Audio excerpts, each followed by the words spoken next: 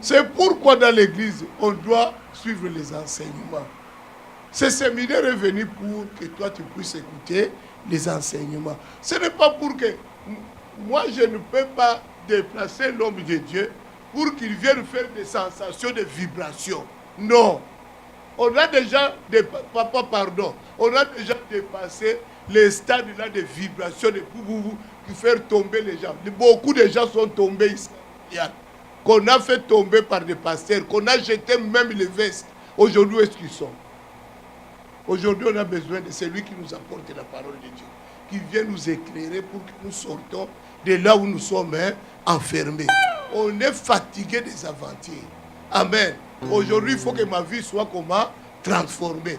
C'est pourquoi on va chercher quelqu'un qui a l'évangile, quelqu'un qui a la parole dans sa bouche. Amen. Alléluia. Hier, je vous ai entendu vous appeler l'homme otilique multicolore. Mais pourquoi les journalistes l'appellent comme ça? C'est parce qu'ils ont trouvé en lui qu'il a la capacité d'exercer les 5 ministères. Est-ce que je peux introduire cet homme pour nous parler ce soir? Pasteur François.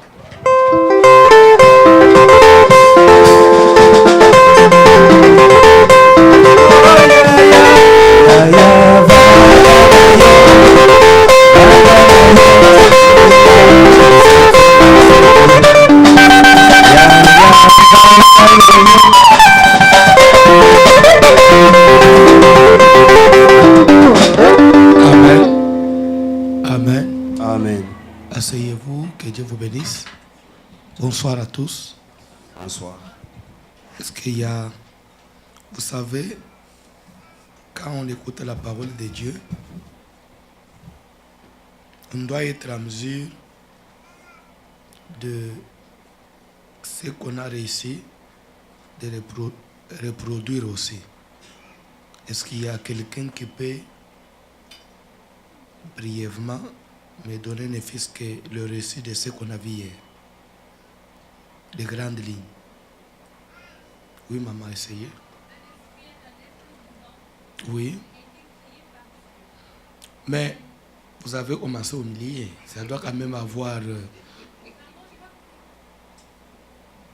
il n'y a pas eu de thème, directement un esprit, c'est un être vivant. Vous avez dit que l'esprit est éternel et immatériel. Vous avez donné les sortes des esprits. Vous avez commencé par l'esprit. La première étape des esprits, c'est Dieu et son armée. Et dans l'armée de Dieu, il y a des archanges, il y a des anges. Il y a donc, les archanges sont supérieurs aux anges qui sont subalternes. Déjà, vous êtes déjà en dehors. Allez-y, papa. C'est compliqué, hein? Très compliqué. Est-ce que tu peux te maîtriser et reprendre après le week-end? Oui, papa. Merci, pasteur. Je me permets de préciser que je n'étais pas là hier. Mais comment vous allez répondre? Non, là, je ne te fais pas confiance. C'est fini. Mais j'ai retenu quelque chose de vous. Non. Parce que non, tu n'étais pas là hier. Okay. On n'a pas encore mis ça sur YouTube. Comment tu vas répondre? En esprit. Je vais aller tout droit au but. On risque de perdre le temps pour rien. Amen. Hier, quand j'ai commencé, j'avais ouvert une parenthèse qui n'a rien à voir avec l'enseignement. Mais c'est peut-être pour enrichir notre connaissance. Amen. C'était la mauvaise interprétation du verset qui dit « Si quelqu'un est en Christ, il est une nouvelle créature ». Ça n'a rien à voir avec l'enseignement. Après ça, nous avons donné le thème de notre séminaire, la manipulation des esprits familiers. Amen. Et ça, c'est le grand thème. J'ai commencé d'abord par démontrer que dans le grand thème, nous avons la manipulation des esprits. Nous devons d'abord savoir ce que c'est esprit. Après, je vais parler maintenant de la manipulation. Amen. Et nous verrons qui fait cette manipulation et pourquoi il le fait, pour quel but. On n'a pas encore vu ça. Directement, j'ai commencé d'abord par parler des esprits. J'ai donné la définition pour dire qu'un esprit, c'est un être créé par Dieu. Cet être, il est immatériel. C'est ce qui fait qu'il soit différent de l'homme. Il n'a ni chair ni os. Et notez bien, l'esprit est éternel. Tout esprit est éternel. Qu'il soit esprit de Dieu, qu'il soit de Satan, même l'esprit de l'homme, l'esprit est éternel. L'esprit a été créé pour vivre éternellement. L'esprit n'a pas de fin. Et là, j'ai même mis l'accent pour montrer que si nous prions, ce n'est pas pour que nous ne mourrons pas. Parce que même si on ne prie pas, si aujourd'hui on mourait, notre esprit est éternel. Mais si nous avons accepté Jésus, c'est pour que même après cette vie, mon esprit puisse vivre l'éternité avec Christ et non aller souffrir dans l'enfer. Parce que ceux qui ne prient pas, ceux qui n'ont pas Jésus, quand ils vont mourir, c'est la chair. Et l'esprit ne meurt pas. Son esprit ira vivre dans l'enfer éternellement. Et celui qui sera sauvé, son esprit vivra dans le repos avec Christ éternellement. Mais l'esprit ne meurt jamais. Même lorsque l'esprit sera mis dans le feu, ce n'est pas pour qu'il brûle et qu'il soit consumé, non. C'est pour seulement qu'il continue à souffrir éternellement. Amen. Ça, c'était au niveau de la définition. D'abord, petit 1, ou bien le premier point de notre séminaire, nous avons commencé d'abord par la définition. Démontrer le contexte esprit. Parce que nous avons la manipulation des esprits. Il faut d'abord voir esprit. Après, nous verrons manipuler ou trafiquer. Amen. Puisque, n'oubliez pas que l'enseignement, nous l'avons tiré dans Lévitique 19:31, où on dit, ne vous tournez pas vers ceux qui évoquent les esprits. Amen. Et là, j'ai fait voir, si Dieu interdit aux enfants de Dieu de ne pas courtoyer, de ne pas aller fréquenter les gens qui évoquent les esprits, c'est que les esprits existent. Oui ou non? C'est que Dieu sait que les esprits existent. Et pourquoi il interdit à son peuple de fréquenter ces gens-là? C'est qu'il y a un danger. Nous verrons ça. L'esprit, c'est quoi? Nous avons eu la définition. Le premier point, la définition des esprits. Deuxième point, sorte des esprits. Deuxième point, sorte des esprits. Petit a. C'était comme ça. Dans les sortes, maintenant nous commençons. Dans les sortes des esprits, petit a. Nous avons les esprits de la divinité de Dieu.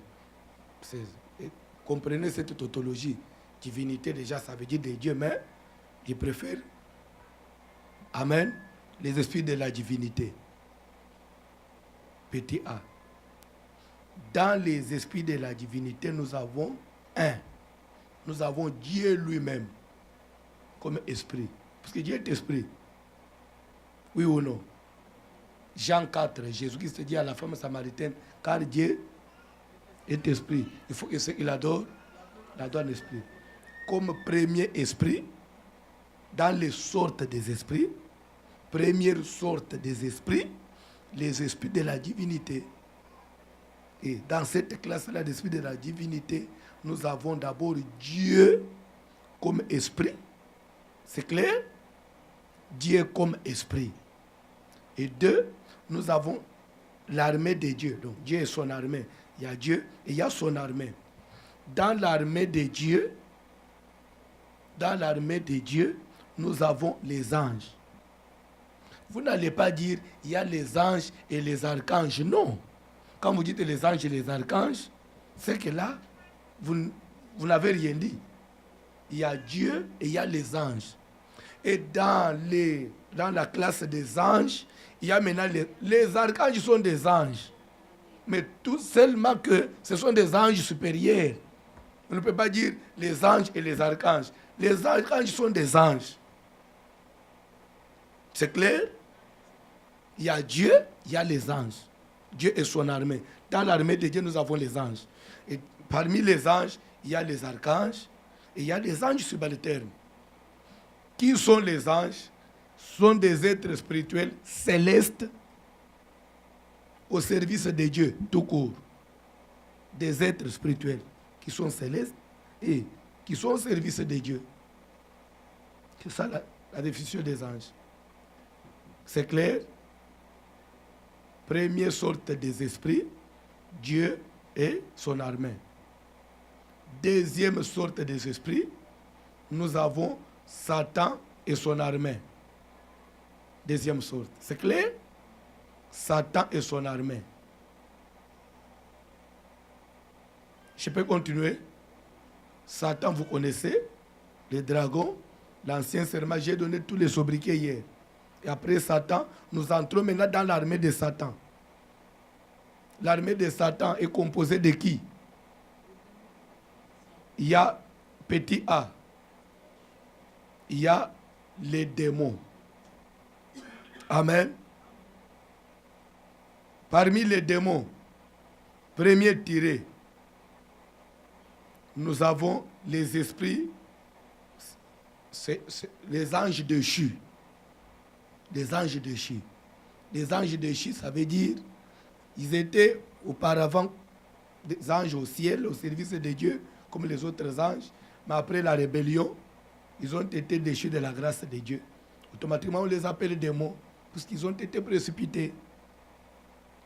On les appelle démons, on peut encore les appeler des esprits vagabonds, on peut encore les appeler les esprits de l'air.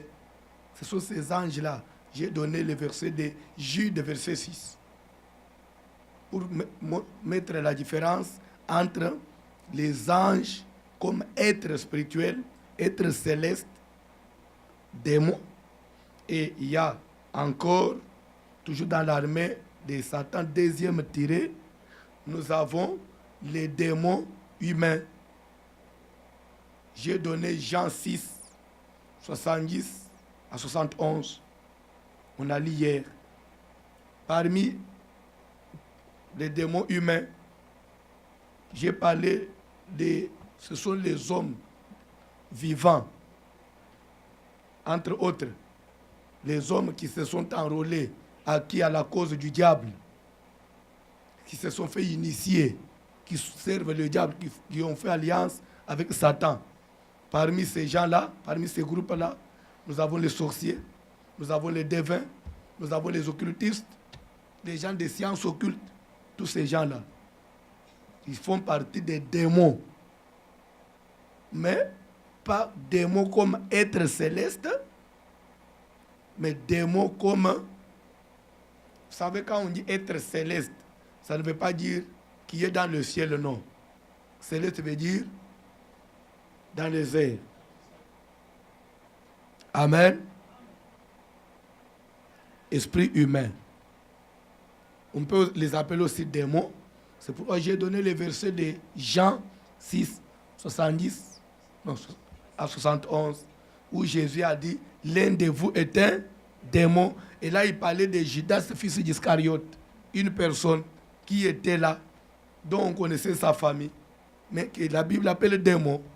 C'est que quand on parle de démons, on peut voir les anges déchus, et démons, on peut aussi parler des esprits humains, les hommes qui sont possédés, qui travaillent pour le diable. Et c'est là qu'on s'était limité. Est-ce qu'il y a à s'embrouiller? Amen. Vous avez écrit, moi je n'ai pas écrit. Et tout ce que j'ai dit là, je n'ai pas écrit. Je ne lis nulle part ici. Je peux continuer? Troisième tiré. Je vais vite. Parce que je vous ai dit, jusqu'à dimanche, c'est difficile pour qu'on puisse... des jours, pour qu'on puisse aller loin. Amen. Troisième tiré. On parle toujours dans l'armée de Satan. C'est clair? Nous sommes là-bas, toujours dans les sortes des esprits. Première sorte, les esprits dans la divinité. Deuxième sorte, Satan, les esprits de Satan, le diable et son armée. Dans la divinité, nous avons vu Dieu et son armée. Et maintenant, je suis dans l'armée de Satan. Dans l'armée de Satan, nous avons vu les anges déchus. à part lui-même Satan aussi comme esprit. Deuxième, tirer des esprits humains. Troisième, tirer, toujours dans l'armée de Satan, vous allez mettre les esprits des revenants. Les esprits des revenants. Et j'ai même déjà donné le verset hier, pendant que j'ai parlé. Quand Jésus marchait sur les eaux pendant la nuit, ses disciples pendant, c'était en train de crier, fantôme, fantôme. Il a dit, rassurez-vous, c'est moi. Car le fantôme ou l'esprit n'a ni chair ni os. Et on peut encore prendre un autre verset concernant les revenants, les esprits des revenants. Est-ce que je peux encore donner un autre verset? Pardon?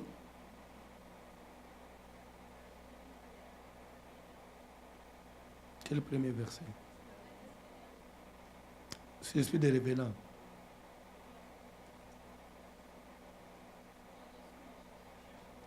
Oui, c'est Jean, Matthieu combien? Vous pouvez voir, vous connaissez l'histoire, non? Même après, je vais donner le verset. Quand Jésus a marché sur les eaux, peut-être Matthieu, c'est quelque chose comme ça. Vous pouvez voir. Je vais vite. Un verset concernant les revenants. 1 Samuel 28. On peut commencer par le verset. S'il y a quelqu'un qui peut nous lire.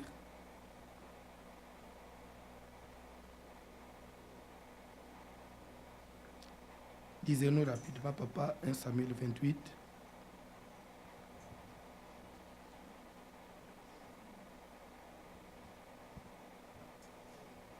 Pardon?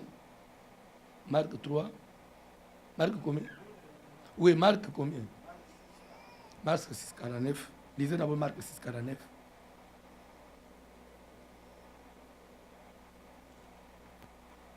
Marc chapitre 6, verset 49, nous lisons au nom de Jésus-Christ. Quand ils le virent marcher sur la mer, ils crurent que c'était un fantôme et ils poussèrent des cris. Continuez. Car ils le voyaient tous et ils étaient troublés. Aussitôt, Jésus leur parla et leur dit, « Rassurez-vous, c'est moi, n'ayez pas peur. » Puis il monta vers eux dans la barque et le vent cessa. Ils furent en eux-mêmes tout stupéfaits et remplis d'étonnement, car ils n'avaient pas compris le miracle des pains parce que leur cœur était endurci. Ça suffit déjà.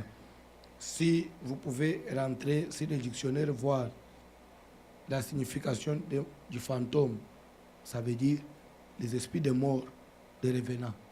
Amen. Amen. Ça existe. Comme la Bible en parle, c'est que ça existe. Ajoutez le verset toujours concernant les revenants. 1 Samuel 28. 1 Samuel chapitre 28. Commence par le verset 7, rapidement. 1 Samuel chapitre 28, verset 7. À partir du verset 7. Quand vous dites verset 7, c'est comme si nous prenons seulement le verset 7. À partir du verset 7, on descend. Et Saoul dit à ses serviteurs, « Cherchez-moi une femme qui évoque les morts, et j'irai la consulter. » S'il vous plaît, le roi Saül, il va parler à ses serviteurs pour les dire, « Cherchez-moi une femme qui consulte les morts. » Ah bon? Ici, nous sommes dans la Bible. Hein? Vous savez, la Bible, c'est l'unique livre au monde qui parle de la vraie vérité. Amen. C'est-à-dire que la parole de Dieu, c'est la vérité éprouvée. C'est pourquoi même les païens reconnaissent la Bible comme le livre de la vérité. Même les occultistes. Amen. Amen. Il dit ceci. Cherchez-moi une femme qui consulte les morts. Mais moi, je sais que quand quelqu'un est mort, c'est fini. Mais comment on peut encore consulter les morts? Ces morts-là existent. Mais ils vivent où? Ils sont où?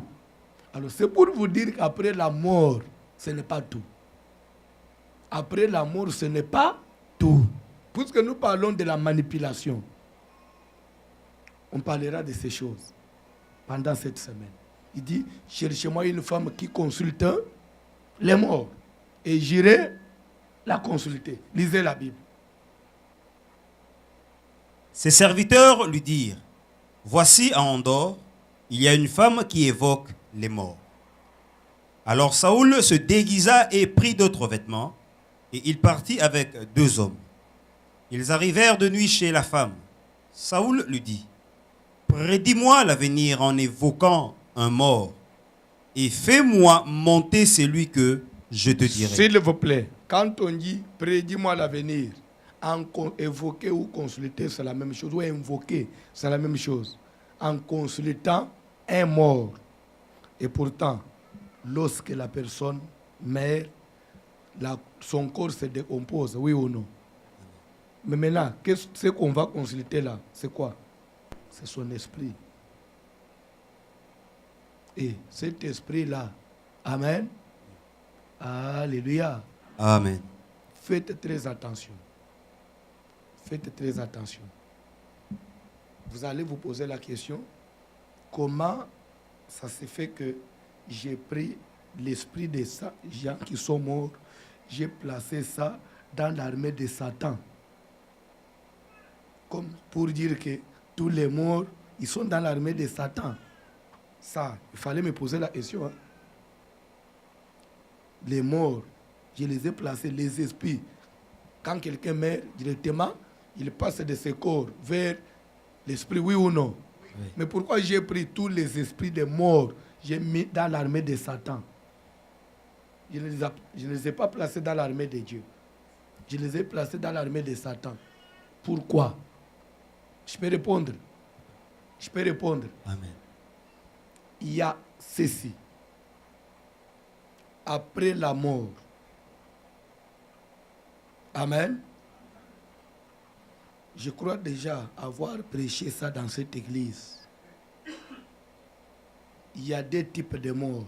Soit les morts dans le Seigneur, ou soit ceux qui n'ont pas Jésus. Quand vous mourrez, automatiquement, si vous êtes dans le Seigneur, vous pouvez vous référer à la parabole que Jésus-Christ a donnée de l'homme riche et du pauvre Lazare. Il dit qu'il y avait un homme riche qui, chaque jour, était vêtu de pourpre et de fin lin. Et il y avait aussi un pauvre, Lazare. Après la mort, qu'est-ce qui s'est passé? On dit, le riche mourit et il fit ensevelir. Le pauvre mourit aussi et il fut porté. On change de français. Il fut porté par les saints anges et conduit jusque dans les saints d'Abraham. Quand on dit les saints, ça dit la demeure, dans la demeure d'Abraham. Je peux continuer? Amen. Je peux continuer? Amen. Mais écoutez ce qui se passe. Là où il est allé dans la demeure d'Abraham, il était géré par qui? Par Abraham. Le riche qui est mort, il se retrouve dans un autre monde. Il y avait 2 mondes séparés. Oui ou non? Oui. Dans les lieux où étaient les riches, là où il était en proie au tourment, il va appeler le père Abraham pour lui dire, s'il te plaît, si tu peux envoyer Lazare, qu'il puisse tremper le bout de ses doigts et qu'il vienne me rafraîchir la langue. Abraham lui a dit non. Il y a un grand abîme entre nous et vous. De telle manière que celui qui est de ce côté ne peut pas passer là-bas. Amen. Et il a encore demandé, s'il ne peut pas venir ici, est-ce qu'il ne peut pas rentrer pour aller attester à mes 5 frères qui sont restés dans le monde? Abraham a encore refusé, dit non. Là, ils ont Moïse et les prophètes. C'est clair? Amen. Comprenez d'abord cette logique-là. Et la deuxième logique, s'il vous plaît. Amen. Ici, Saoul dit, cherchez-moi une femme qui évoque les morts. Cette femme-là n'était pas une prophétesse, mais c'était une déesse. Oui ou non? C'est une sorcière.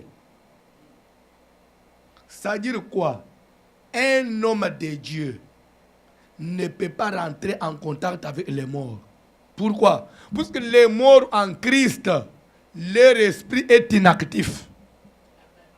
L'esprit de ceux qui sont morts en Christ ne peut pas intervenir, ne peut pas agir. Un mort en Christ ne peut pas remonter pour faire quelque chose. Non. D'ailleurs, la Bible dit, la mort dans le Seigneur est un sommeil.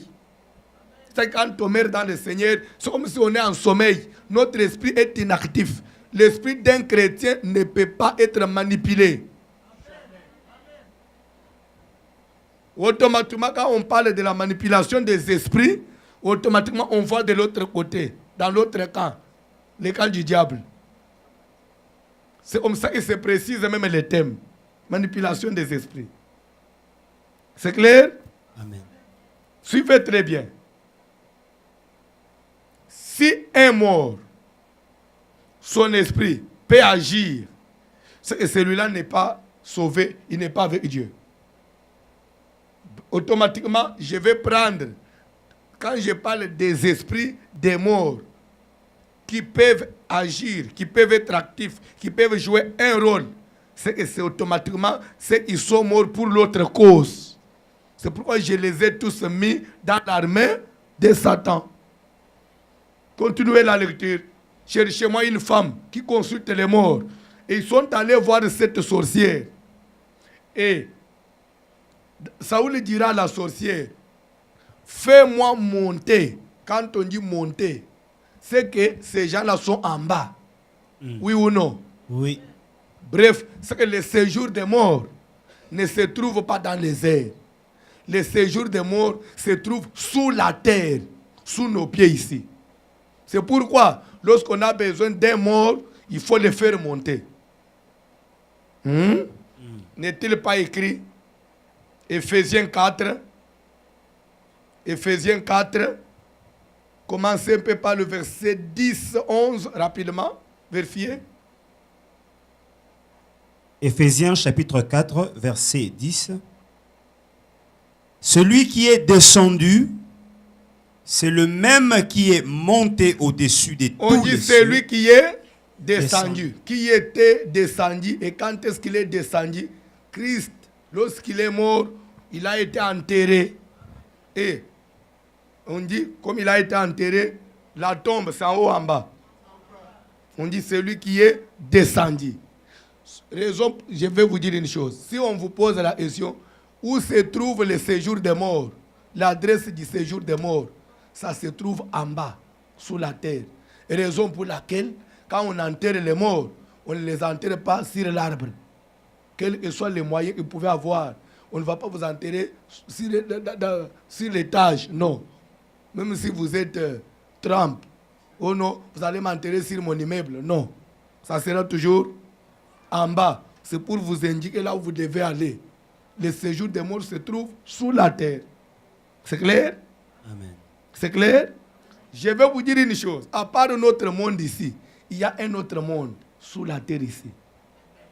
Quand on dit séjour des morts, en d'autres français, ça veut dire c'est là que séjournent les gens qui sont morts. C'est là où ils passent leur vie. Tout le temps, ils sont là-bas. Jusqu'à ce que le jugement final vienne. Ils sont quelque part dans le séjour des morts. Et Saoul va dire à la femme, fais-moi monter, c'est lui que je vais t'indiquer. Ce gens-là étaient quelque part. Et la femme lui dira, tu veux que je fasse monter qui? Fais-moi monter Samuel. Et la femme a commencé à faire des incantations. Pendant qu'il faisait des incantations, on a vu Samuel faire quoi? Remonter. Et c'était son esprit. Et il montait pour faire quoi? Pour rendre service. Quel est le service? Saoul avait besoin de connaître l'avenir. Et cet esprit venait pour lui dicter l'avenir. C'est que les esprits connaissent l'avenir. Saoul qui était roi ne connaissait pas l'avenir. Mais un mort connaît l'avenir.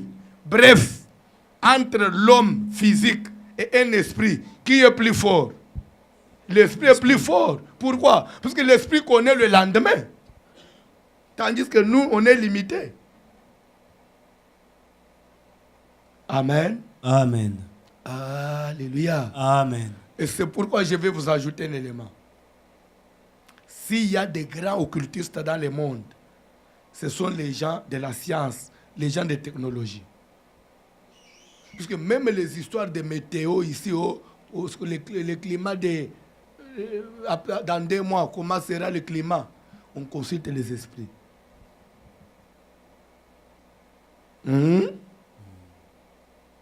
On va vous dire non, on a utilisé des machines, on a fait. Ça, c'est seulement pour masquer. Les esprits connaissent même le climat du mois de juin 2019. Lorsqu'il y aura tremblement de terre dans tel mois, les esprits sont capables de connaître ça. Je peux continuer? Amen. Je peux continuer? Amen. Bref, il y a aussi les esprits des revenants dans l'armée de Satan. Quand je vais développer ici la manipulation, je vais vraiment asseoir ça très bien. Et vous comprendrez. Ce n'est pas compliqué. Je passe, parce que je vais encore vite. 4e élément, 4e tiré. Toujours, je suis dans la famille des esprits, dans l'armée de qui? De Satan. 4e tiré. Les esprits des animaux. Quand je parle des animaux, c'est tout ce qui est animal, c'est-à-dire poisson, oiseau, insecte, tout ce qui vit, tout ce qui a un esprit en soi, tout animal qui vit. Parce que pour vivre, il faut avoir un esprit. Si vous ne savez pas, tout être qui vit a un esprit en lui. Et son esprit-là peut être manipulé. On peut prendre l'esprit d'un insecte, placé dans quelqu'un. On peut prendre l'esprit d'un oiseau, placé dans quelqu'un. On peut prendre l'esprit d'un chien, placé dans quelqu'un. On peut prendre l'esprit d'un animal, placé dans quelqu'un. Actes des Apôtres, chapitre 16, verset 16. Rapidement, papa. Acte 16, 16. 16, 16. Rapidement. Lisez la Bible. Les esprits des animaux. Rapidement. Actes des Apôtres. 16, 16. Oh. Papa, lisez même au tableau. Comme nous allions au lieu de prière, Ouais. une servante qui avait un esprit de python. Stop. Un esprit de Python. zoologie. En zoologie. Vous avez étudié la zoologie? Python. C'est une espèce de serpent. Est-ce que vous pouvez me citer des espèces de serpents que vous connaissez? Python, mamba vert, vipère, boa. Oh, les autres ne connaissent même pas. Oh Seigneur. Une servante qui avait un esprit de python, c'est-à-dire un esprit de serpent. Et cet esprit de serpent, on l'avait placé dans une personne. Et quand elle avait, comme elle était possédée de l'esprit de cette espèce de serpent, on l'appelle une servante. Quand on dit servante, c'est-à-dire c'est une personne qui rend service. Maintenant, cette femme était utilisée, cette femme rendait service au diable à partir de cette possession, de l'esprit qu'on avait placé en lui. C'est pourquoi, s'il vous plaît, suivez ce que j'ai dit. Faites très attention avec nos frères, les blancs ici. Vous allez voir une dame blanche qui a son chien. Il n'a pas besoin de mettre au monde. Il n'a pas besoin de mari. Il ne vit qu'avec son chien. Et vous allez trouver même, il y a de ces chiens-là. Si toi tu es un homme et vous parlez à la dame, le chien fait de la jalousie. Vous connaissez ça? Ça, ce n'est plus un chien normal. Ce n'est plus un chien normal. Il y a à boire et à manger. Dans les histoires, oh non, mon chien, oh mon chat. Et vous allez trouver même, on fait des dépenses pour son chat, plus que même ce qu'on peut faire pour un homme. Dieu n'a pas dit ça. Ça n'a pas de place dans la Bible. Si vous commencez à dépenser pour les animaux, vous êtes possédé. Vous êtes possédé. Dieu n'a pas dit ça.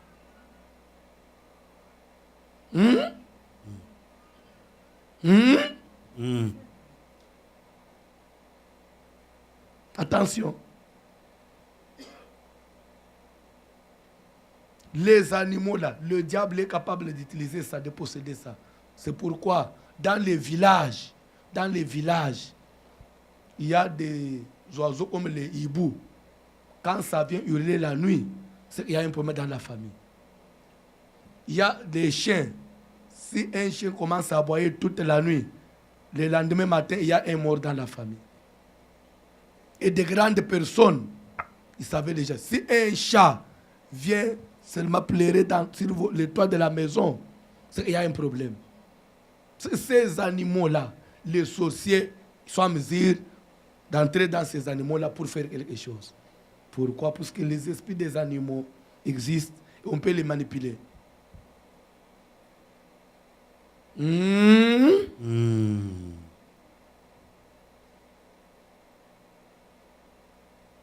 Je vous jure devant Dieu, ce que j'ai dit, je crois que si vous entrez dans mes enseignements sur YouTube, vous allez trouver ça. Il n'y a pas 2 mois, on m'a mené à Kinshasa un œuf d'une poule. Ces gens-là venaient vers Mimosa, non pas après Mimosa, donc vers Mboudi. Un œuf qui avait la queue. Oui. C'était des choses mystiques. On a détruit ça. L'œuf avec une queue.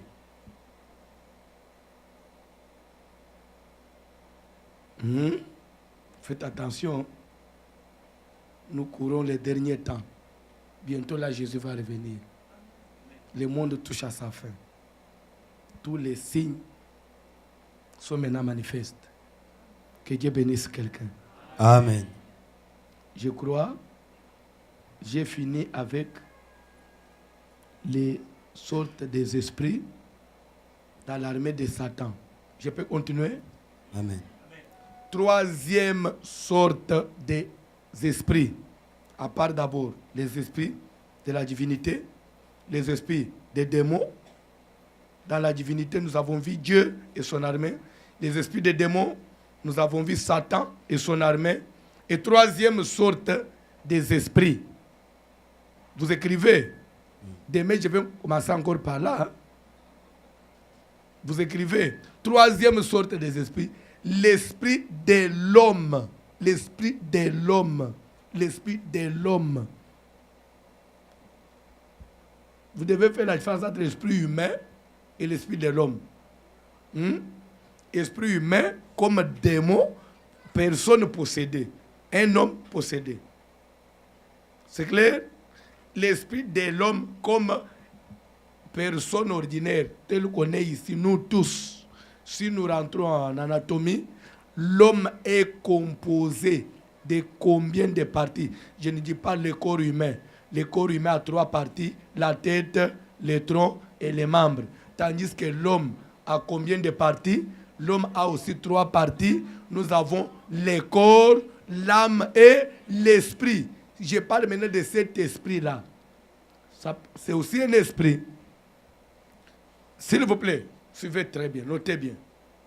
L'esprit de l'homme comme tel, au départ, c'est un esprit naître. Un esprit naître. Et cet esprit, l'esprit de l'homme, amen, amen, Amen. selon Dieu, l'esprit de l'homme a été créé toujours pour être accompagné, le vrai terme, pour être possédé, pour être soutenu, pour être habillé. Ça veut dire quoi? il n'y a pas un esprit de l'homme qui soit libre. C'est-à-dire quoi? Soit tu n'as pas Dieu, soit tu n'as pas Satan, et tu es au milieu faux. L'esprit de l'homme, au départ, tout homme qui marche ici, son esprit ne peut pas être libre. C'est un bien qui est envié, vous n'avez pas l'idée. L'esprit de l'homme en soi, soit c'est Dieu qui doit se l'approprier, ou soit Satan. Vous comprenez? Si vous n'êtes pas habité par le diable, vous devez être habité par l'esprit de Dieu. L'esprit de l'homme ne peut pas rester vide.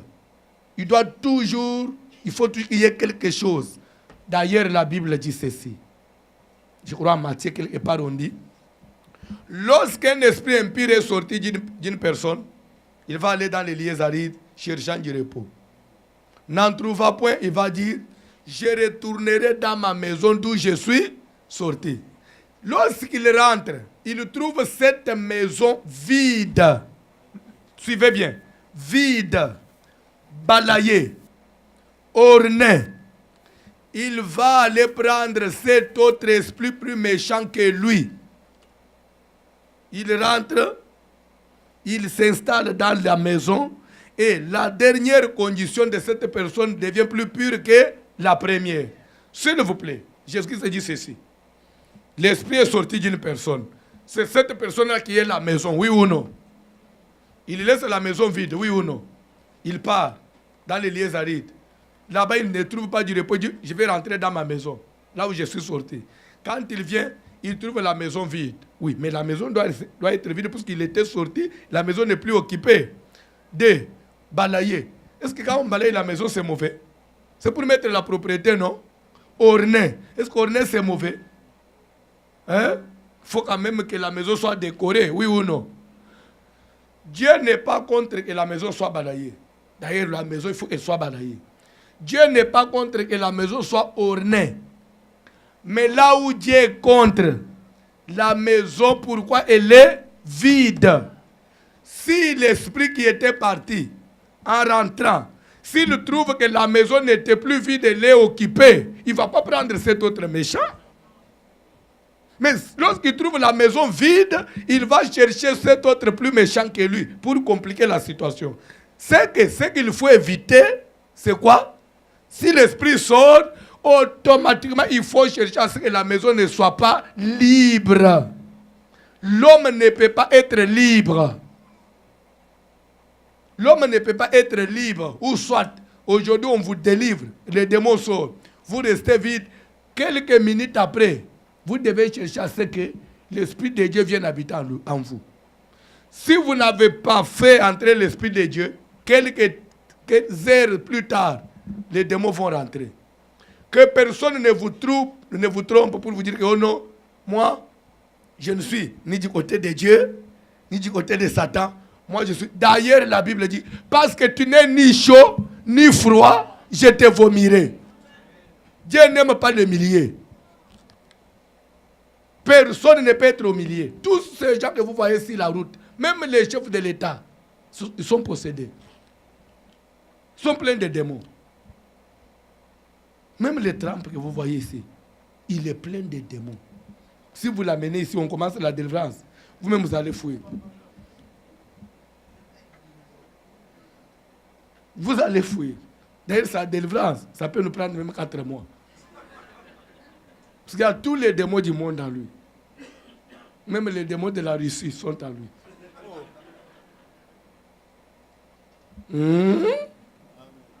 Je peux continuer? L'esprit de l'homme, c'est un esprit. L'esprit de l'homme, il est comme l'eau. Vous savez, on avait étudié avec vous en physique pour dire que l'eau est incolore. Ça veut dire quoi? Il prend la couleur du récipient. Si vous mettez l'eau dans une bouteille qui est rouge, quand vous observez comme ça, vous allez voir comme si c'est... Si vous sortez, vous mettez dans une bouteille qui est noire, en observant, vous allez vous rendre compte que c'est peut-être noir. Donc, ça veut dire que l'eau n'a pas de couleur. Il prend la couleur du produit qu'on met dedans. Même chose avec l'esprit de l'homme. Il se colore selon celui qui l'occupe. Je peux te poser la question. Tel qu'on est ici à l'église, si le pasteur venait de dire ici, est-ce que réellement tu as le Saint-Esprit? Si oui, c'est que vous êtes tous occupés par le Saint-Esprit. Si non, si tu n'as pas le Saint-Esprit, c'est que vous avez un démon. Automatiquement. Même si vous êtes homme de Dieu, tu n'as pas l'Esprit de Dieu, tu as le démon.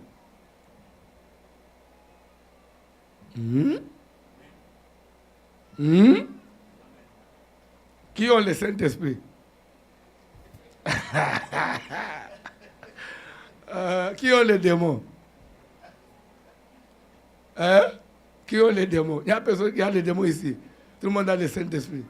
Mais quand on commence la défense, quand vous tombez là, il y a les démons qui parlent. C'est le Saint-Esprit, bien c'est quoi?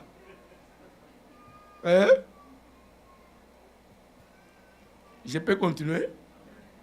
Amen. Je crois qu'on a fini avec les sortes des esprits. Je peux passer à un autre point. Il y a combien de sortes des esprits? Rapidement. 3. Oui.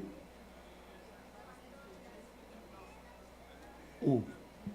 Premièrement, c'est quoi l'esprit? Oui. Et? Ok. Les esprits de la divinité, les esprits des démons, parce que le diable, c'est lui le grand démon. L'esprit des démons et l'esprit de l'homme. Dans les esprits de la divinité, nous avons Dieu comme esprit et nous avons l'armée de Dieu qui est composée par les anges. Et dans les esprits des démons, il y a Satan, les démons comme esprit de l'air ou ange déchu. 2, esprit humain. 3, les revenants. 4, les esprits des animaux. Et 3e groupe, l'esprit de l'homme. Amen. Ça, c'est ce qui compose le monde des esprits. Le monde des esprits. Et ce monde que vous voyez, il est dirigé par ces histoires-là. Le monde des esprits. Amen. Il y a un monde qu'on ne sait pas voir avec les yeux physiques, mais qui existe. Quand on parle du monde des esprits, il faut voir ces groupes-là. Amen. Je peux continuer? Amen. Je peux continuer? Amen. Maintenant, je commence le 2e point. La manipulation. Ça va vite, hein? La manipulation. Premier contexte, c'était l'esprit. Manipulation des esprits. Premier contexte, c'était contexte esprit. Deuxième contexte, manipulation. Qui dit manipulation dit trafic. Qui dit manipulation dit coopération. Collaboration. Mais collaboration, c'est un peu limité. Plus coopération. Manipuler, trafiquer ou coopérer. Collaboration, ça ne convient pas. Coopérer, oui. Coopération. Quand je vais m'expliquer, vous allez comprendre. Retenez seulement comme ça. Je vais expliquer, je suis là pour ça. Coopération. Je peux commencer? Amen. Amen. Amen. Premier livre des Rois, chapitre 22. Rapidement, papa, vous allez nous lire. Il me reste encore combien de minutes? Encore combien de minutes? 5, ok.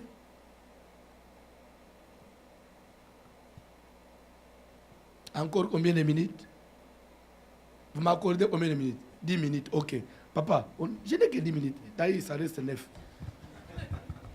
1 Roi chapitre 22 commence par le premier verset rapidement. 1 Roi chapitre 22, nous lirons à partir du verset 1er. On resta 3 ans sans qu'il eût guerre entre la Syrie et Israël. Stop. La Bible dit quoi? On resta 3 ans sans qu'il y ait guerre entre la Syrie et Israël. Ça veut dire quoi? 3 ans seulement, sans combattre. 3 ans sans combattre, c'est quelque chose à signaler. Vous n'avez pas compris? C'est que la vie d'Israël, c'est une vie de combat.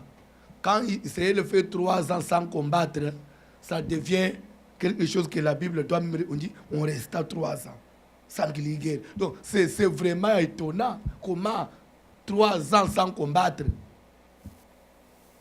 C'est beaucoup déjà. Pour Israël, c'est chaque jour.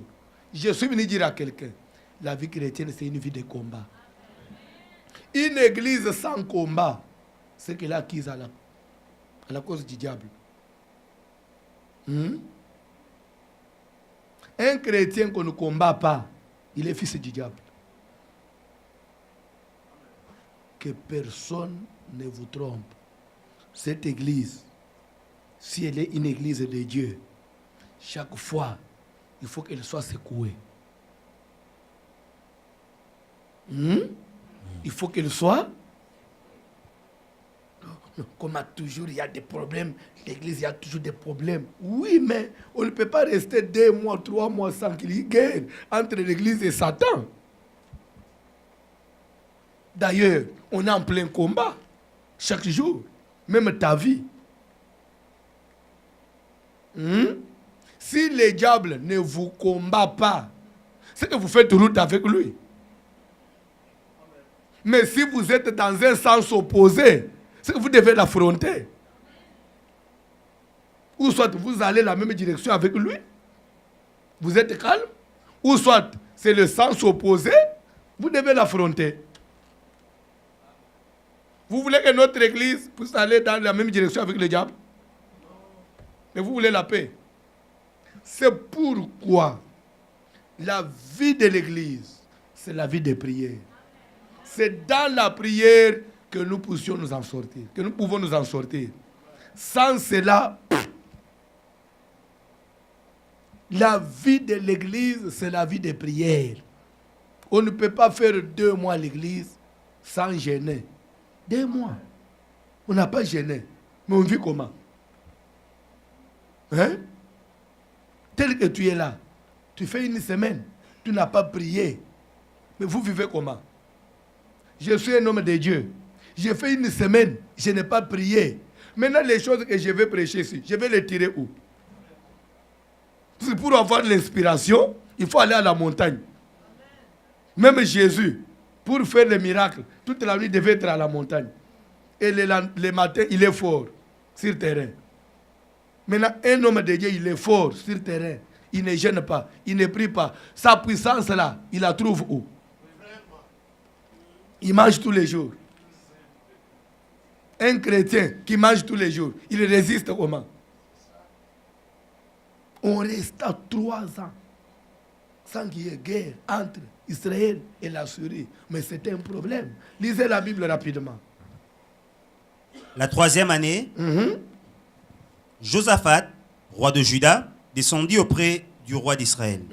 Le roi d'Israël dit à ses serviteurs, « Savez-vous que Ramoth en Galade est à nous et nous ne nous inquiétons pas de la reprendre des mains du roi de Syrie ?» Et il dit à Josaphat, « Veux-tu venir avec moi attaquer Ramoth en Galade ?» Josaphat répondit au roi d'Israël, « Nous irons, moi comme toi, mon peuple comme ton peuple. » Si vous devez comprendre l'explication de ces versets-là, la Bible dit, le roi d'Israël dit à ses serviteurs, « Savez-vous que Ramoth en Galade est à nous ?» Ça veut dire quoi? Ramoth en Galade, c'est une portion de la terre d'Israël, mais qui appartenait à Israël, mais qui, pendant les 3 années-là, où il n'y a pas eu combat, c'est parce que Israël lui-même avait baissé les bras pendant que une portion de son territoire était entre les mains de l'ennemi.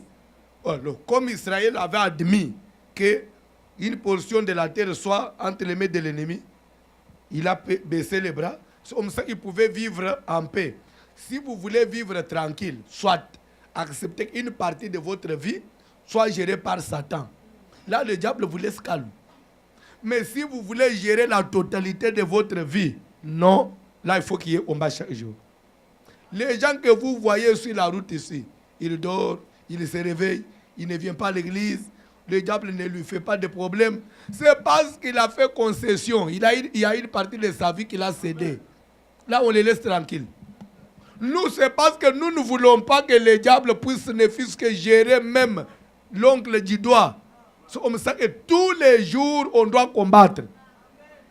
Les jours où le roi d'Israël a dit à son peuple qu'on doit reprendre le territoire, alors automatiquement, il fallait aller en guerre. Je ne sais pas si vous avez compris. Si vous voulez que cette église, qu'il y ait des gens qui viennent prier, il n'y a pas de mariage, des difficultés partout, là, on peut rester calme, on ne gêne pas, on ne fait pas trop de bruit, nous venons, on chante, on adore, après on rentre. Mais si vous voulez qu'on soit libre totalement, non, là le diable ne va pas vous laisser tranquille, il faut combattre. Qui veut que sa vie soit gérée par les démons? Vous voulez la liberté totale? Je peux vous dire quelque chose. Amen. Lorsqu'Israël était esclave en Égypte, lorsqu'Israël était dominé par Pharaon, ils étaient tranquilles. Oui ou non? Oui. Lorsqu'ils ont dit non, en tout cas, cette vie, on ne veut plus de cette vie, on doit sortir. Le combat a commencé. Et vous allez même vous rappeler, Moïse avec Israël dans le désert. Chaque fois qu'il y avait souffrance, le peuple ne cessait de rappeler à Moïse. Il fallait nous laisser en Égypte. On était déjà habitués avec cette vie-là. Il y a des gens qui sont habitués avec la vie de souffrance. Ils veulent rester dans le monde, même si ils se marient, des fois, la femme tombe enceinte, après, elle peut perdre la grossesse, c'est normal. Des fois aussi, ça peut tenir, elle a un enfant, c'est normal. Les enfants grandissent, il peut perdre 2, garder 3, c'est normal.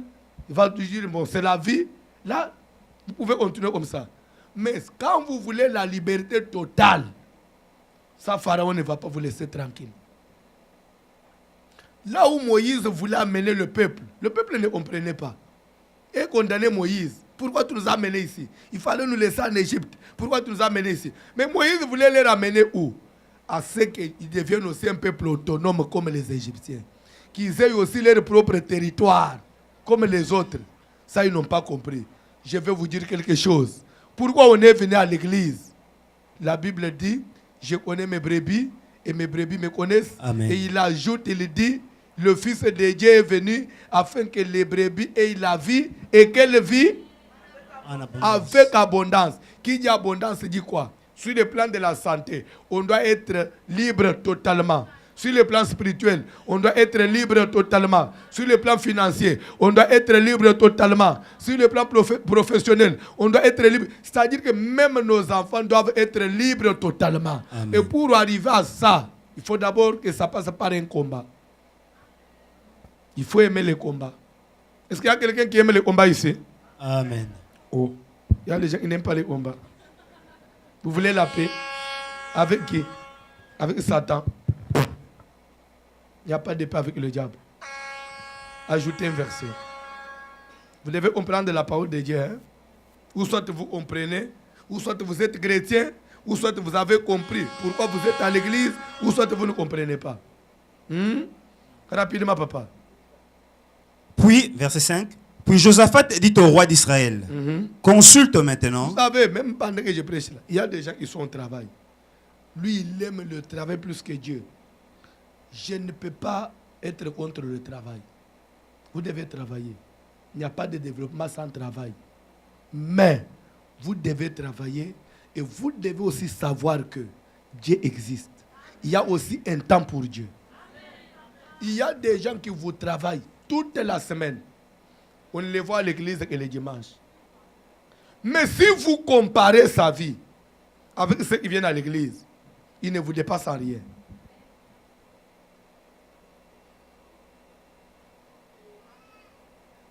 Il n'a pas des immeubles. Mais il est toujours au travail. Lui, c'est toujours le travail. Mais vous travaillez beaucoup. Mais pourquoi vous n'avez pas des immeubles? Des fois, il se plaint. Je vais vous dire une chose. Le travail sans Dieu, vous êtes en train de construire le Ramsès. Le Ramsès, vous connaissez le Ramsès et la ville de Python? Il serait travailler beaucoup, matin, midi, soir. Mais ce qu'il construisait servait de magasin à Pharaon. Vous allez construire pour les démons. Vous produisez pour les maladies. Vous produisez pour les dépenses. Vous produisez pour des taxes. Vous produisez pour les deuils, pour enterrer les gens. Vous construisez Ramsès. C'est pourquoi c'est bien de travailler. Mais il faut aussi savoir que Dieu, c'est vrai, la journée, je dois repartir. Tel le nombre d'heures pour le travail. Mais la place de Dieu. La place de Dieu. Dans ma vie, la place de Dieu. Puisque je suis dans un monde spirituel. Je dois aussi nourrir l'esprit. Sinon, je vais travailler. Mais si spirituellement, je ne suis pas fort, les esprits sont à mesure de me voler ce que je produis. Je vais vous ajouter un élément. Je peux continuer? Si je me permettez. Noé dit, quand Noé s'est réveillé de son vin, il va dire ceci: béni soit le Dieu des Sem. Ça veut dire quoi? Au lieu de dire béni soit Dieu, ou non, il devait normalement dire que Dieu bénisse Sem. Mais il n'a pas dit que Dieu bénisse Sem. Il dit béni soit Dieu. Il a béni Dieu et il dit le Dieu de qui? C'est comme si Noé a pris Dieu et il a attribué à qui? À Sem. Dieu est devenu Dieu de qui? De Sem. Numéro 1. Numéro 2. Que Dieu étende les possessions déjà faites. Ça veut dire quoi? Que Dieu étende les possessions de qui? Déjà faites. Vous parlez français, n'est-ce pas? Étendre veut dire quoi? Que Dieu élargisse. Les possessions, ça veut dire les avoirs, la richesse. En d'autres français, ça veut dire que Dieu rende Japhet prospère, que Dieu rende Japhet riche. Mais il ne s'est pas arrêté là. Après, il va ajouter que Dieu rende Japhet riche, mais qu'il habite, l'homme que Dieu va rendre riche, qu'il habite sous les tentes de Sem. Ça veut dire quoi? Que Japhet, avec sa richesse, avec sa prospérité, s'il veut conserver ce que Dieu va lui donner comme richesse, il doit avec ça être sous la tente de Sem. Pourquoi? Il doit vivre sous la tente de Sem. C'est parce que c'est Dieu Sem qui a Dieu. Donc pour qu'il ait la sécurité de ses biens, il faut qu'il soit sous la couverture de celui qui a Dieu. C'est bien de travailler, mais il faut que toi et ta richesse, vous soyez sous la couverture de celui qui a Dieu. Une bénédiction sans Dieu, elle est une bénédiction éphémère. Vous pouvez la perdre dans un jour. C'est bien d'étudier. Mais avec mes études, je dois habiter sous les tentes. Pourquoi Sem? C'est parce que Sem a Dieu. Béni soit le Dieu de Sem. Que Dieu bénisse Japhet, mais qu'il habite sous. Qu'il soit sous protection, sous couverture, sous ombre de celui qui a Dieu. Et c'est pourquoi en Israël, il y avait 12 tribus. Dieu a permis, il a laissé 11 tribus aller travailler. Une seule tribu, la tribu des Lévites, doit rester pour le temple, pour les sacerdoces. Et que vous, les 11 tribus, lorsque vous finirez à travailler, vous viendrez faire rapport à la tribu de Lévi. Vous viendrez payer la dîme. Vous viendrez donner des offrandes à cette tribu qui reste en permanence au temple, qui prie pour vous et qui vous couvre. Qui prie pour votre sécurité. Quand vous venez donner, maintenant c'est que vous entrez dans la protection de Dieu. C'est que 11 tribus devaient aller travailler, une seule tribu devait rester faire la garde spirituelle. Pour veiller sur la protection des autres. Une tribu sentinelle. spirituellement, qui doit garder la spiritualité. On a besoin de l'église. Je vais travailler, mais il faut qu'il y ait une base quelque part. C'est pourquoi, même les grandes autorités dans le monde que vous voyez, ils montent, ils descendent. Mais il y a toujours, ils ont toujours une base arrière. Il y a un féticheur, il y a un maître quelque part qui est là, en train de veiller pendant que lui fait des voyages. Le chef fait le discours, il y a quelqu'un qui veille. Il y a des joueurs qui sont en train de jouer sur le terrain. Il y a des autres qui veillent. Ils sont là-bas, ils gardent la base spirituellement. Vous voyez le match se jouer sur le terrain, mais il y a des gens qui dirigent ce match quelque part enfermés dans un cimetière. Ce sont eux qui dirigent sur le terrain. Je peux vous dire quelque chose. Souvenez-vous de la guerre entre Israël et Amalek. Pendant que Josué était avec l'armée sur le terrain, Moïse devait être à la montagne. Lorsqu'il soulève les mains, Israël était le plus fort. Lorsqu'il baisse les mains, Israël devenait le plus faible. C'est pour dire que c'est le spirituel qui dirige le physique. C'est pourquoi, même si on est au Canada, c'est développé, on est venu pour chercher la vie. Mais on a besoin que les mains de Moïse. C'est pourquoi il y a des gens qui ont échoué au Canada. Il a amené les enfants au Canada pour qu'ils viennent étudier et les enfants sont devenus des voyous. Tu as gagné quoi? Maintenant les enfants c'est drogue. Tu as gagné quoi? Fallait même rester chez vous que venir perdre les enfants ici. Et maintenant tu as gagné quoi? Tous les enfants que tu avais amenés ici, ils n'ont même pas étudié. C'est des voyous maintenant. Des bandits. Tu as gagné quoi? On peut se tenir debout, nous allons continuer demain.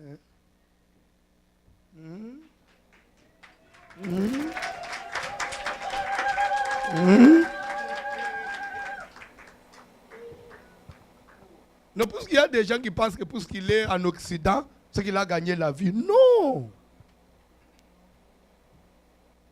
Si spirituellement tu n'es pas organisé, c'est zéro. C'est zéro.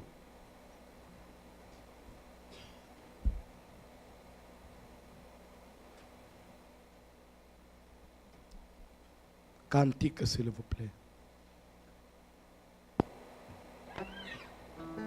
Demain, on va commencer directement par ces versets-là, parce qu'on n'est même pas arrivé à la manipulation. J'étais encore dans l'introduction. Il y a un message dans ce verset-là. J'ai arrêté seulement pour cause de temps. C'est profond, hein? Cet enseignement est profond, hein? Et utile aussi.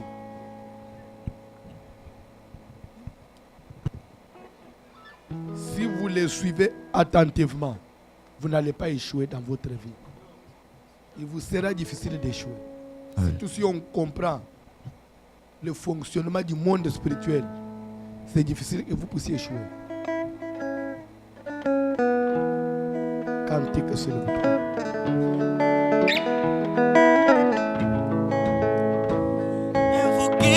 Invoquez Yahweh, Dieu de miracles, invoquez Yahweh, le Dieu redoutable, invoquez Yahweh, le Dieu de miracles, invoquez Yahweh, il est redoutable, oh Belela Yahweh, le Dieu de miracles, Belela Yahweh, il est redoutable, oh Belela Yahweh, le Dieu de miracles, Yahweh kitisa kimoto, le Dieu redoutable, Sopeto beleli oh Yahweh, le Dieu de miracles, Yahweh kitisa moto, le Dieu de miracles, invoquez Yahweh, le Dieu de miracles, invoquez Yahweh, le Dieu redoutable.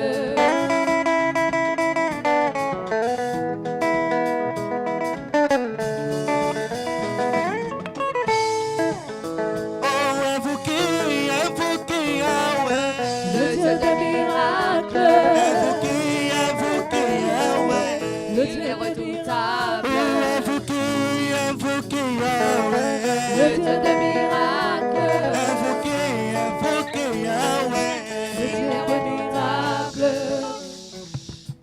Je voulais te dire une chose. Quand on vient à l'église, on ne vient pas parce qu'on manque à faire.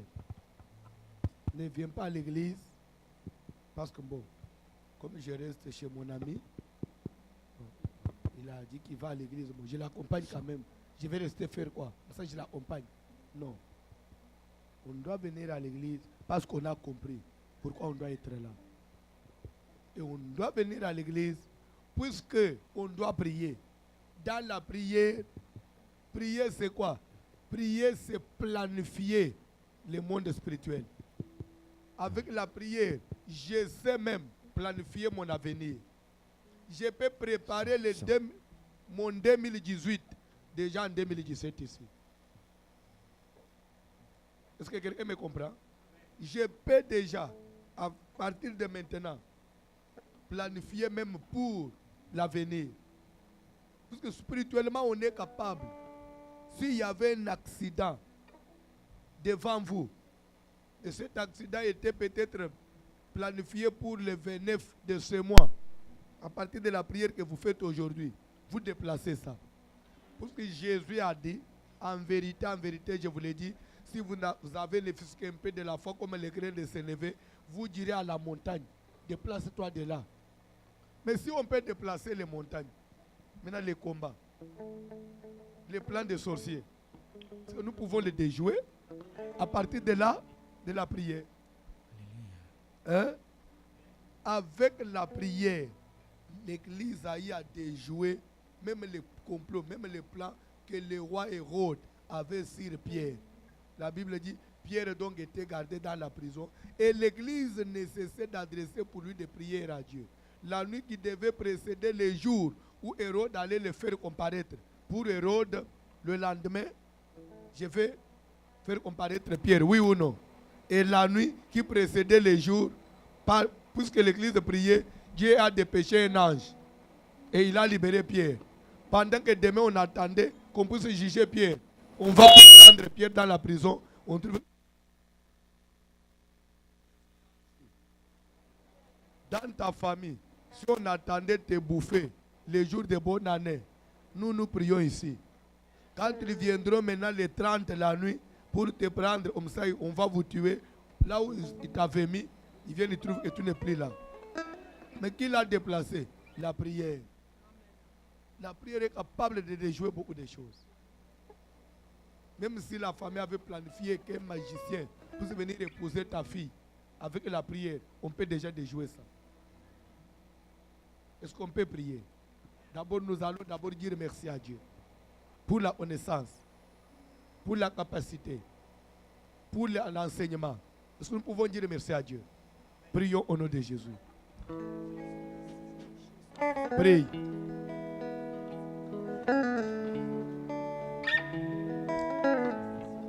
Remercie le Seigneur. Recommande-toi à Dieu. Seigneur, merci pour le moment. Merci pour la prière. Merci pour la grâce. Merci pour la connaissance. Merci pour l'enseignement. Merci Seigneur pour ce moment, pour le séminaire. Prie Dieu. Ne reste pas indifférent. La prière, c'est un dialogue entre l'homme et Dieu. Prie Dieu.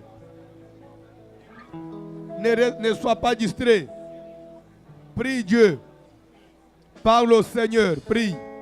Seigneur, nous avons besoin de toi. Christ, nous te disons merci. Seigneur, nous bénissons ce moment. Nous recommandons toutes choses entre tes mains. Yahweh, na bibele na ton Dieu na commission Pambola ma sans olama parce que tu es le puissant. Dieu, merci parce que tu as répondu la prière, Yahweh. Merci parce que tu es au milieu de nous. Yahweh, sois élevé, sois loué. Le Dieu de la Bible, nous te disons merci. Nous te disons merci, les grands rois. Nous te disons merci, les tout-puissants. Yahweh, sans toi, nous ne pouvons pas être ce que nous sommes aujourd'hui. Yahweh, si nous vivons, nous sommes comptés parmi les vivants. Parce que toi, tu avais voulu. Yahweh, merci parce que tu as déplacé les accidents, les esprits de mort, Yahweh, toute menace que le diable avait préparée pour nos vies. Dans le nom puissant du Seigneur Jésus.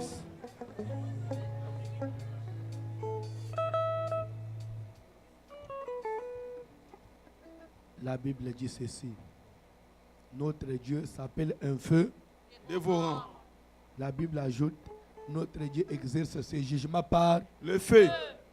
Est-ce que tu peux maintenant faire la prière que le Dieu qui s'appelle le feu dévorant puisse agir dans ta famille comme une flamme de feu?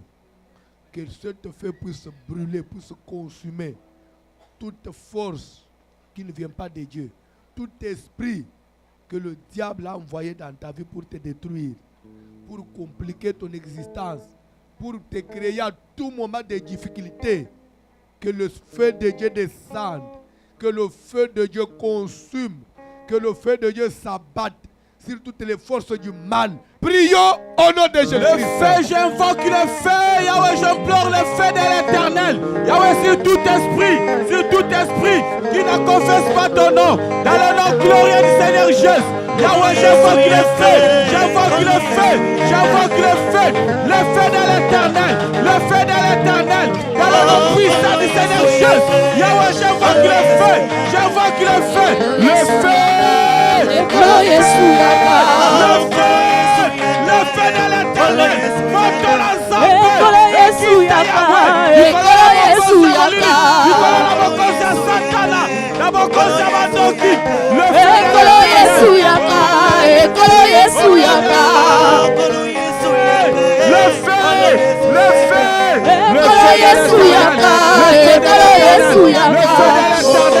J'invoque le feu, j'invoque le feu, j'invoque le feu, j'invoque le feu, Yahweh, monte la dela, monte Touba, monte Bela, monte Zikista, monte Sabolili, monte Sabandoki,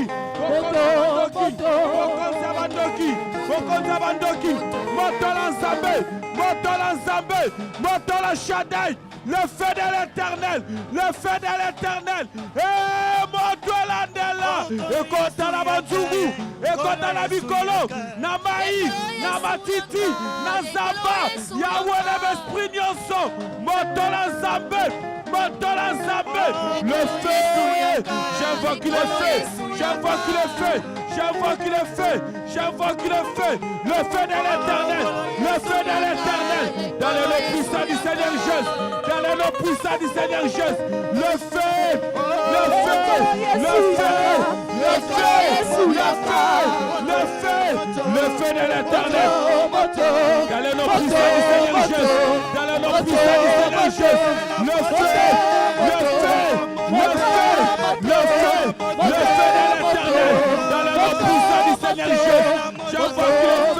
J'invoque le feu, j'implore le feu de l'éternel, dans le nom puissant du Seigneur Jésus, le feu de l'éternel, dans le nom puissant du Seigneur Jésus, dans le nom puissant du Seigneur Jésus, le feu, j'invoque le feu, j'implore le feu de l'éternel, j'invoque le feu de l'éternel, Yahweh, monte l'Andela, monte l'Anzambé, monte la Shaddai, monte le feu de l'éternel, dans le nom puissant du Seigneur Jésus, j'invoque le feu, j'implore le feu,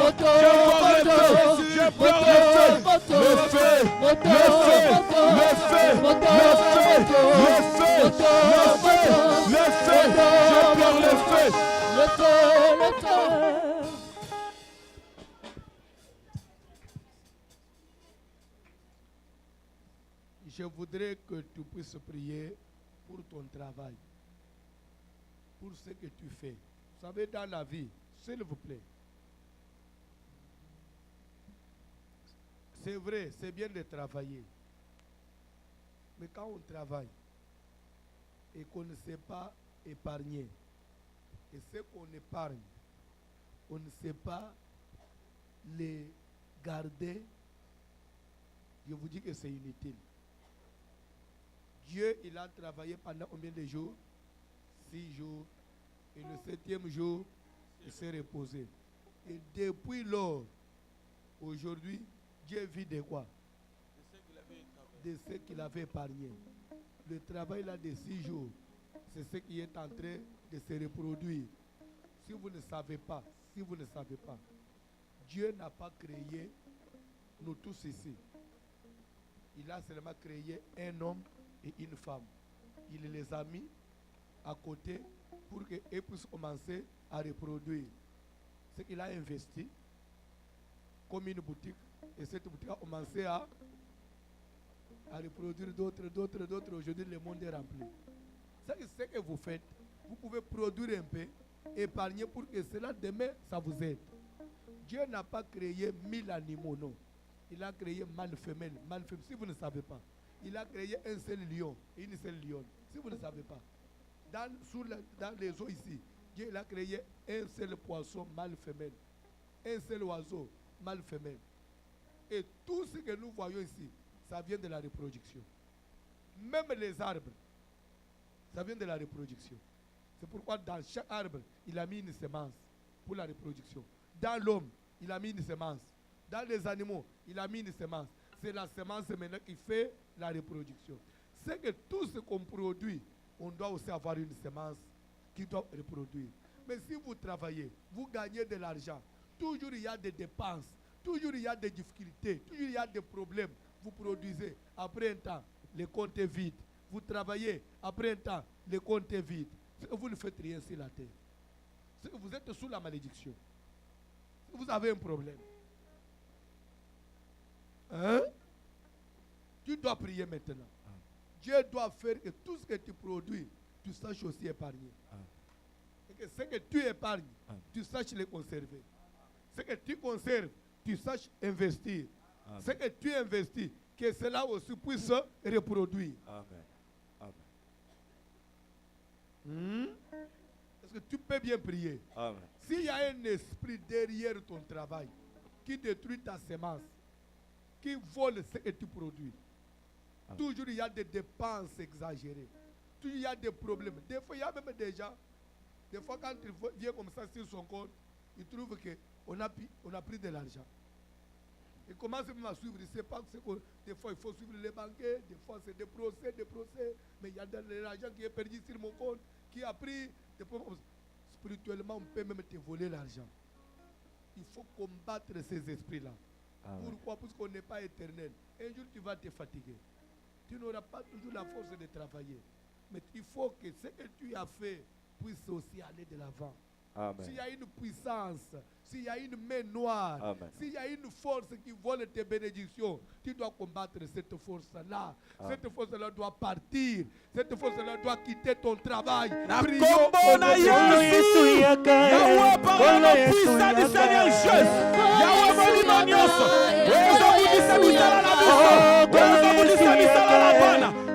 Esprit qui dérange notre travail, qui dérange notre épargne, qui ne nous permet pas bien épargner. J'ai demandé le feu de l'Éternel. Toute personne, Yahweh, derrière mon travail, derrière le travail de mon frère et de ma soeur, Yahweh, l'Éternel vient me chercher. Notre mort, Yahweh, comme vous êtes, Yahweh, vas-y, Yahweh, détruis, Yahweh, péché. Notre avancement, le travail. Je demande le feu, je demande le feu de l'Éternel, qu'il puisse être consumé, dans le puissant du Seigneur Jésus, dans le puissant du Seigneur Jésus, Yahweh, tout esprit, toute personne, Yahweh, derrière mon travail, derrière mon dossier, Yahweh, cherche, Yahweh, on me trouble la tête, on me trouble la tête de mon frère et de mon soeur, qui rencontre le feu, qui rencontre le feu, le feu de l'Éternel, le feu de l'Éternel, le feu de l'Éternel, dans le puissant du Seigneur Jésus, dans le puissant du Seigneur Jésus, dans le puissant du Seigneur Jésus, j'invoque le feu, j'invoque le feu.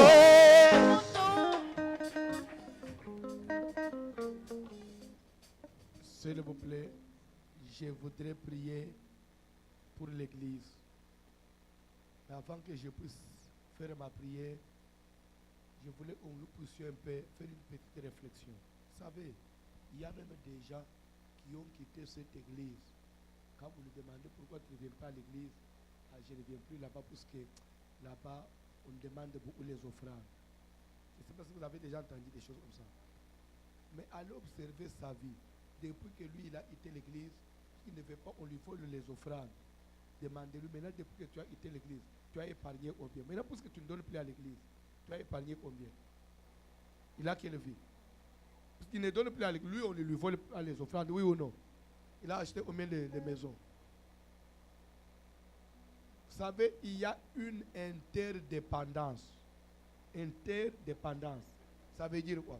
Noé dit, béni soit le Dieu de Sem. Que Sem soit là avec son Dieu. De l'autre côté, que Dieu rende Japheth prospère. Oui ou non? Ça veut dire quoi? Que lui aille travailler. Qu'il puisse prospérer dans ce qu'il fait. Mais après tout, qu'il vienne habiter sous les tentes de... Quand il viendra pour habiter sous les tentes de Sem, il va y habiter gratuitement. Il aura quand même à payer une taxe, oui ou non? Les offrandes, la dîme. Ce que lui vient donner là, il le donne pourquoi? C'est pour que Sem le bénisse, oui ou non? Sem bénit Cham spirituellement et la prière de Sem fait prospérer Japheth. C'est ça, non? Sem bénit Japheth. La prière de Sem fait prospérer Japheth. Et Japheth, à son tour, il amène la dîme et les offrandes. Il donne à Sem. Et cela fait aussi que Sem puisse être assis, qu'il soit calme, qu'il prie pour l'autre. C'est une interdépendance. Lui donne à Sem, Sem aussi. Il lui donne le matériel et Sem donne quoi? Le spirituel. C'est ça, cette relation-là. Quand on vient à l'église, il y a toujours une contribution qu'on donne à l'église. Quand nous donnons le matériel, l'église maintenant nous donne le spirituel. Si on ne veut pas ça, vous allez créer un monde à vous. Si vous allez voir un féticheur, il va vous demander des sacrifices, oui ou non? Il faut sacrifier tel. Vous sacrifiez, lui aussi à son tour, il doit faire des choses pour vous. Oui ou non? Même un joueur, pour être célèbre, il doit faire un sacrifice. Quand il fait le sacrifice, maintenant le féticheur lui donne le succès. Oui ou non? C'est-à-dire qu'il y a toujours une interdépendance. Même quand nous venons à Dieu, Dieu a tant aimé le monde, il a donné son fils unique. Gratuitement? Non. Il n'a pas donné son fils unique gratuitement. Celui qui voudra être sauvé par ses dons de Dieu doit faire quoi? Afin que quiconque croit. La croyance, c'est un sacrifice. C'est un prix qu'on paye. Oui ou non? C'est un prix. Le salut n'est pas gratuit. C'est un risque que nous prenons. Admettons qu'à la fin du monde, ça s'avère que Jésus n'était pas envoyé par Dieu. C'était un imposteur. Nous tous qui avons cru en lui, nous allons finir comment?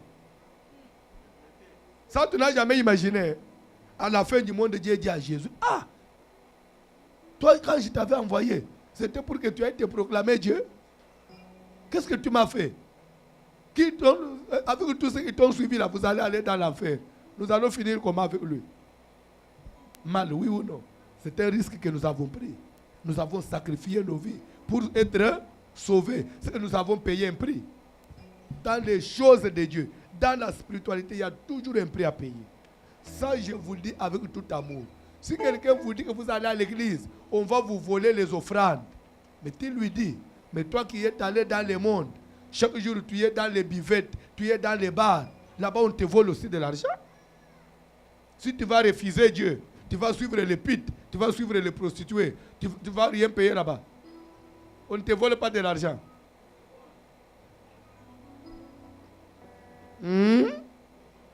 Est-ce que quelqu'un peut prendre son offrande dans la main droite et je vais prier pour toi? Prends ton offrande maintenant dans la main droite. Je vais faire une prière. Moi, je suis Sem.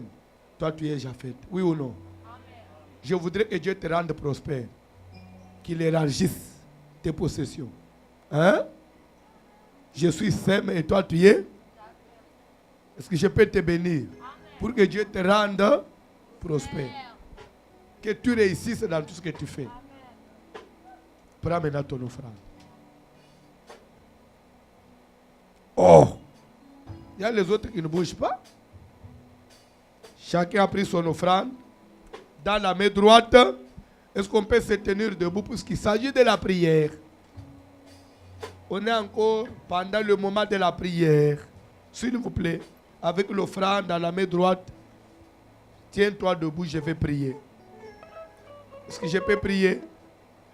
Si vous voyez quelqu'un qui est assis, c'est qu'il n'a pas l'offrande. Maman, tu restes assis, tu n'as pas l'offrande. Qui n'a pas l'offrande aujourd'hui? Je vais prier. Seigneur éternel, je te dis merci pour la grâce de ce soir. Je te recommande cette église. Je te recommande chacun de ton peuple. Seigneur, celui qui a écouté l'appel, celui qui est venu répondre à l'invitation. Seigneur éternel, selon qu'il est écrit, venez à moi, vous tous qui êtes chargés, fatigués, je vous donnerai du repos. Ma prière est que, Seigneur, celui qui était venu me vide, qui ne rentre pas me vide. Celui qui était venu malade, qui ne rentre pas malade. Il était venu avec des problèmes, qui ne rentre pas avec des problèmes. Il était poursuivi par le diable, par les sorciers de sa famille. Seigneur, qu'il rentre sous la couverture de l'Éternel. Dans le nom de Jésus, je m'en vais combattre toutes les attaques et les poursuites du diable, des démons, contre la vie de ton peuple ce soir. Au nom de Jésus, les attaques, même des cauchemars, des mauvais rêves, l'esprit des morts, des attaques, des visitations, des maris de nuit et des femmes de nuit. Au nom de Jésus-Christ.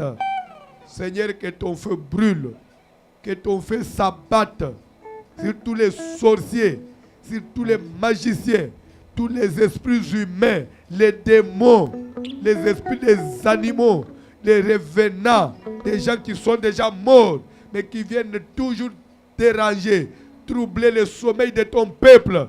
Par cette prière, au nom de Jésus, je m'en vais séparer sa vie avec les esprits qui sont morts. Au nom de Jésus, s'il y a un mort qui vient te troubler, qui vient te visiter pendant le sommeil, je programme la séparation. Au nom de Jésus, selon qu'il est écrit, il n'y a pas de relation entre les morts et les vivants. Seigneur, que le feu de l'Éternel sépare sa vie avec les morts. Que le feu de Dieu sépare sa vie avec la maladie. Que le feu de Dieu le sépare avec des accidents. Au nom de Jésus-Christ, qu'il soit béni. Lui et toute sa famille. Qu'il soit prospère. Qu'il réussisse. Qu'il aille de l'avant. Qu'il soit puissant, fort. Je l'établis maître de tous ses frères, de toutes ses sœurs. Qu'il soit la tête et non la queue. Qu'il puisse exceller dans le nom de Jésus. Dans ses entreprises, qu'il excelle. Seigneur, merci. Parce que tu es Dieu. Toi qui as dit, dans ma tribu, pas de femmes stériles, ni celles qui avortent. Tout esprit de stérilité dans cette église, dans la vie de ton peuple, les avortements, les célibats, les déceptions, au nom de Jésus, je chasse la pauvreté, au nom de Jésus. La Bible me dit des riches que tu étais, tu t'es fait pauvre sur la croix, pour que par ta pauvreté, nous fussions enrichis. Seigneur, bénis ce peuple, qu'il soit riche, qu'il soit béni, qu'il soit puissant, au nom de Jésus, qu'il soit béni le matin, à midi et le soir, qu'il soit béni en été, en hiver, qu'il soit béni la nuit et le jour, qu'il soit béni au départ et à l'arrivée, même à son retour, qu'il soit béni dans le champ et dans la ville, dans la campagne. Merci pour ce que tu es Dieu qui confirme la parole de tes serviteurs. Merci pour ce que tu es derrière cette prière. Tu es derrière mes paroles. Laisse que, Seigneur, l'imposition de main de ce soir, quand je vais les imposer les mains, quand je vais les toucher, que ça ne soit pas moi, que moi je disparaisse, que toi tu apparaisses. Qui suis-je, Seigneur? Je ne suis qu'un homme matériel. Oui, mais ma prière est que toi, Seigneur, tu agisses dans cette église. Toi qui es capable de transformer la vie de ton peuple, agis afin que, Seigneur, quand je reviendrai encore dans cette église, oui, la fois prochaine, que je trouve des grands témoignages. Que je trouve que l'Éternel a visité son peuple. Amen. Que je trouve que Dieu leur a donné du pain. Amen. Merci Seigneur pour